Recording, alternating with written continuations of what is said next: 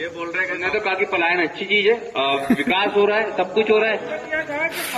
देखो, ये उनकी मजबूरी है, पलायन अच्छी चीज है। बोलना बहुत दुर्भाग्य लग रहा है कि बीजेपी के व्यक्ति ये बोल रहा है कि पलायन बहुत अच्छी चीज है। पलायन करने वाले भैया, आप जाना पार्टी में, एक परिवार से मिलना। ये सुनो मेरी बात, एक छोटा से बच्चे को घर रखकर अपनी माँ और दोनों पति पत्नी जाते गुजरात में दाढ़ी करने के लिए, कितना उनका दुख होता है, ये वो खुद जानते। दूसरे भाई ने बोला कि रोड बना हमने, तो पहले पलायन 40 की स्पीड से होता था, अभी 80 की स्पीड में होता है, लेकिन पलायन हो रहा है। और सबसे दुर्भाग्य बात है, पलायन को मैं मेरे सम्मानीय साथी को बता दूं कि यहाँ के जो मजदूर हैं वो पलायन इसलिए करते हैं क्योंकि यहाँ पर रोजगार की व्यवस्था नहीं है। इसलिए पलायन नहीं करते हैं कि वो अपनी इच्छा से जाना चाहते हैं। तो पहली चीज तो ये कि वो रोजी रोटी कमाने के लिए मजबूरी में जाते हैं, यहाँ व्यवस्था नहीं है। मनरेगा को माननीय प्रधानमंत्री जी ने हंसी उड़ाई थी, लेकिन जब कोरोना आया तो वही मनरेगा योजना जो है वो संजीवनी बन के उभरी। और मैं कहना चाहता हूं कि यहाँ पर हम सब मध्य प्रदेश के लोग हैं, हमको यहाँ के हित में सोचना चाहिए। दल कोई भी हो, यहाँ के जो सभी लोग टैक्स देते हैं उससे ही सारी व्यवस्थाएं बनती है। एक जागरूक मतदाता होने आप चर्चा कर रहे थे, वो है पलायन। सबसे पहले तो ये बताइए, कितने लोग यहाँ पलायन करते हैं और क्या बड़ा कारण है उसका?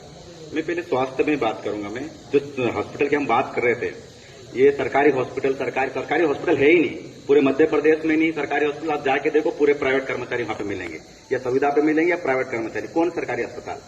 जो इन्होंने स्कीम खोली है कि सरकार प्राइवेट हॉस्पिटल में इलाज करवाने का, तो सरकारी इंफ्रास्ट्रक्चर क्यों नहीं बना सकते? इन्होंने क्या सिस्टम बना लिया कि एक साइट में एक प्राइवेट सेक्टर खोल देना, धीरे धीरे वो सरकारी सेक्टर डाउन हो जाएगा, खत्म हो जाएगा, प्राइवेट सेक्टर बढ़ जाएगा। तो पूरे देश में, मध्य प्रदेश में होगी, पूरे देश की अगर बात करें हम, तो प्राइवेटकरण, निजीकरण इतना खतरनाक बना है कि सरकारी स्कूलें नहीं बची है, सरकारी हॉस्पिटल नहीं बचा है, कोई सा विभाग सरकारी नहीं बचा है। सिर्फ कहने का है, हम डिबेट कर रहे हैं कि ये नहीं हो। आज जितने डॉक्टर है, जो हमारी बहन ने बताया कि मैंने सीजर सरकारी अस्पताल से कराया, मैं गारंटी दे दो वो बहन का सीजर करने वाले डॉक्टर भी प्राइवेट प्रैक्टिस करते हुए मिलेंगे आपको। सिर्फ वो सरकारी हॉस्पिटल में नाम मात्र है। ये इनका विकास का नमूना है। ये दूसरी चीज, हम पलायन की बात करें, 25 साल से श्री प्रेम सिंह पटेल जी हमारे यहाँ के विधायक है, एक बार कांग्रेस के विधायक रहे थे।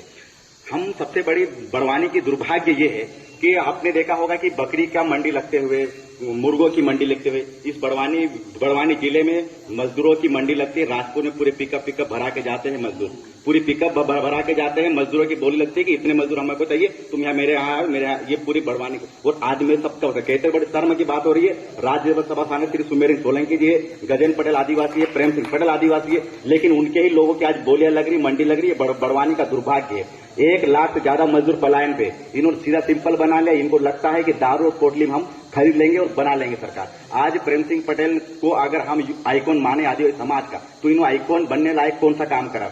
मुख्यमंत्री शिवराज सिंह चौहान जी ने इन्होंने राज्यसभा बनाया कि बड़वानी का विकास होगा। बड़वानी विकास इनका नहीं हुआ। ये सिर्फ हार में बजाने, घूटर बजाना, बड़वानी से निकल जाना, ट्वीट करके जाना और निकल जाना, बोलते हमारा ये विकास है। तो इन्होंने विकास किया है तो अपना खुद का विकास करे, शर्ट पहन लेना, अच्छे कपड़े पहन लेना और निकल जाना, बोले हम आदिवासी नेता है। ऐसा आदिवासी नेता और लीडर नहीं होता है। एक समय जिसमें हार गए ये लोग, इनके ऊपर थूकेंगे, क्योंकि बड़वानी जनता आज भी मर रही है और परेशान है। हमारे महिलाओं के साथ में अत्याचार हो रहा, बलात्कार हो, गुजरात और महाराष्ट्र में कई घटनाएं हम रोज की देखने सुनने मिलती है।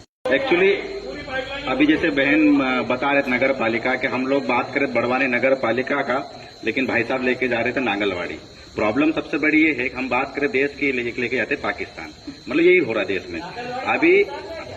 नहीं, बड़वानी और इसमें का अंतर बता रहा हूँ। दूसरा मैं ये कह रहा था कि जो बड़वानी में, हम पहले जब हम बड़वानी से है, तो पहले हम जब कहीं देखे, जैसे कहीं शादी में जाना हो तो पहले तैयार होते हैं। तो यहाँ होता क्या, लाइटिंग वगैरह जो सिस्टम जो है, कई कार्यक्रम होने होता है, जब कोई नेता आने वाला हो तो रोड को रातम रात उसको तैयार कर दिया जाता है।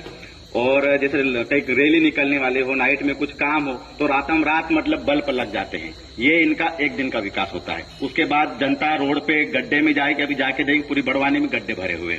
अगर जाएंगे रोड पे कई ऐसे लाइट उमलेगी। ये वर्तमान की स्थिति नगर पालिका की है।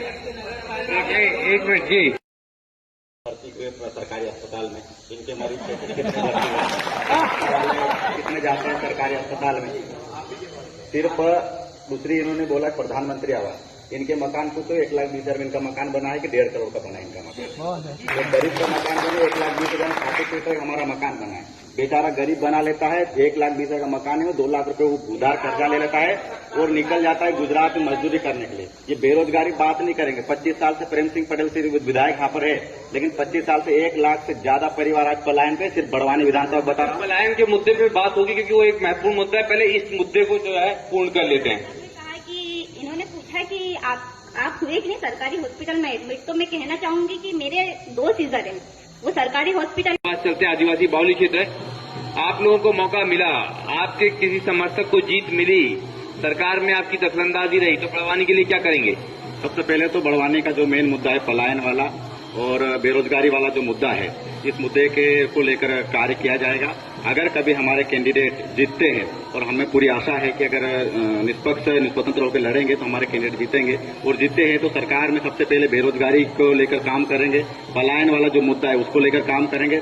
मैंने यहाँ पर जो हमारे केंद्रीय मंत्री जी उनको भी राज्य मंत्री उनको मैंने एक सजेशन दिया था कि जो पलायन वाला जो मुद्दा है, कम से कम वो मजदूर इसलिए वहां जाते हैं कि उनके पास खाने के लिए रोजगार, खाने के लिए खेत में पकता नहीं है। पानी तो निवाली के क्षेत्र में बहुत ज्यादा पानी गिरता है, लेकिन वो जो पानी है उसको रोकने के लिए कोई व्यवस्था नहीं है। अभी सुनने में आया एक प्रधानमंत्री जी की योजना भी जो थी, प्रधानमंत्री कृषि योजना करके, उस योजना का अब देखने में ये आया है, उस योजना पूरा घोटाला हुआ है। वहां दग्गड़ पत्थर डाल के पूरा पैसा मतलब बीजेपी के लोगों ने ही डकार गया है, तो इसलिए वहां पे पानी नहीं है, इसलिए लोग मजबूरी में पलायन जो करते हैं। तो इन जैसे जो छोटी छोटी चीजें हैं उसको लेकर हम लोग काम करेंगे। दूसरा ये है कि स्वास्थ्य में जो बहुत ज्यादा हो रहा है, निजीकरण जो बहुत ज्यादा रहे, इसके खिलाफ हम लोग हमेशा आवाज उठाएंगे, रोड पे भी उठाएंगे और संसद में भी उठाएंगे।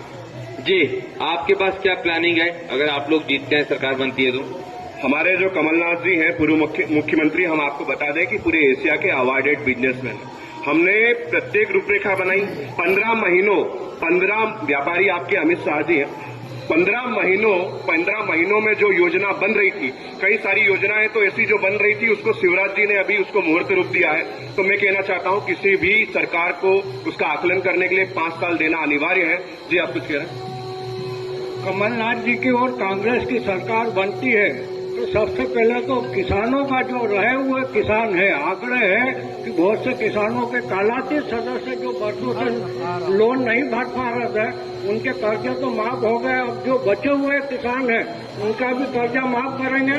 कांग्रेस की 5 हज़ार की मोटर के बिल माफ करेंगे और 500 रुपए में गैस सिलेंडर की जो बात करी है, 100 यूनिट तक बिजली। बड़वानी के लिए क्या प्लानिंग है? बड़वानी के लिए अगर आप बड़वानी में अगर चारों विधानसभा आती है और इस बार लगभग बड़वानी विधानसभा 30,000 से ज्यादा वोटों से कांग्रेस जीतेगी और अगर सरकार आती है तो हम यहाँ मेडिकल कॉलेज खुलवाएंगे। क्या प्लानिंग है बड़वानी?